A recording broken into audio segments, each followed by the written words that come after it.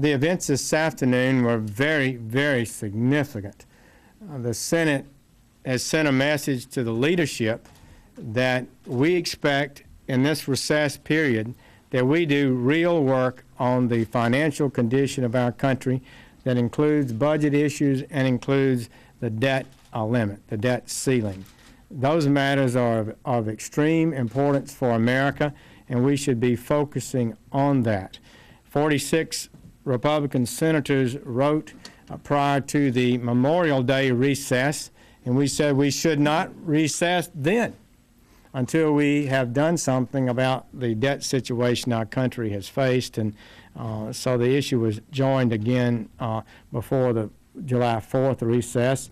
The President knew well what was going to happen. I think the Majority Leader had already decided he was not going to have a vote on recessing, and so the President joined into that. I would just say how much I appreciate the new members of the Senate who have brought passion, enthusiasm, and commitment to this issue, unlike what I've seen in some time. So I'd just like to recognize at this time Senator Ron Johnson and Senator Kelly Ayotte, who have provided so much of the impetus that led to this very significant event today.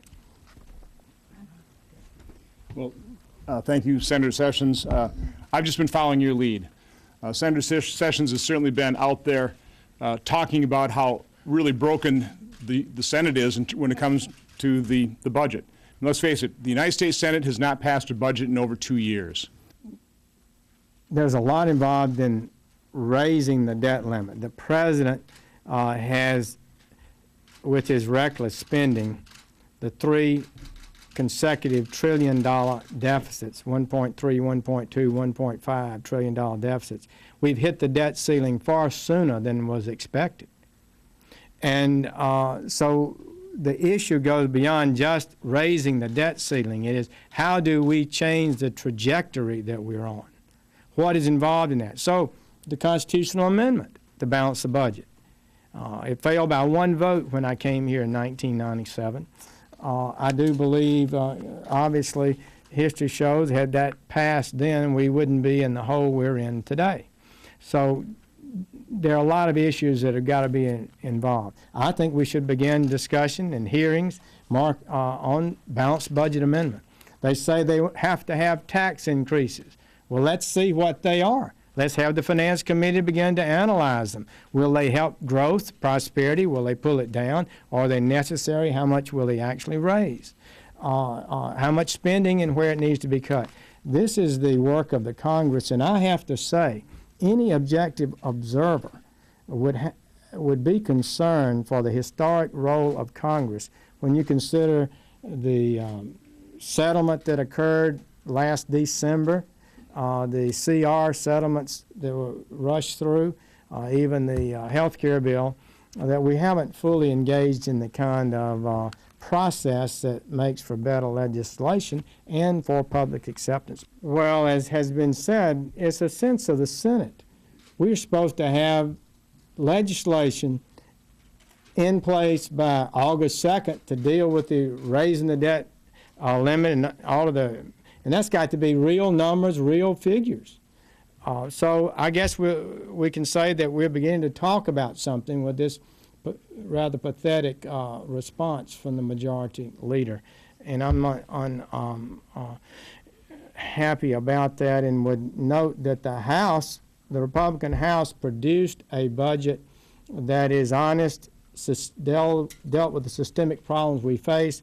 The Democratic Senate has said they have one. I understand they say again they've got a budget.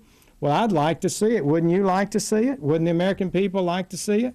They can pass it under the budget procedure with a simple majority. It's a priority item. So Republicans passed budgets with 51 senators.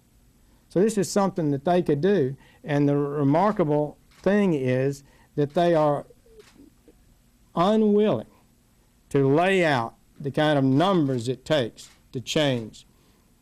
$3 billion on the airplane savings, they say, commercial aircraft.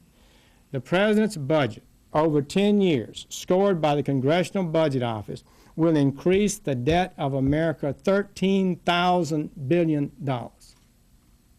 13 trillion. And so this is a demagogic thing to say you've got to pass a $3 billion deal on commercial aircraft, as if that has any significance considering the serious issues we're facing.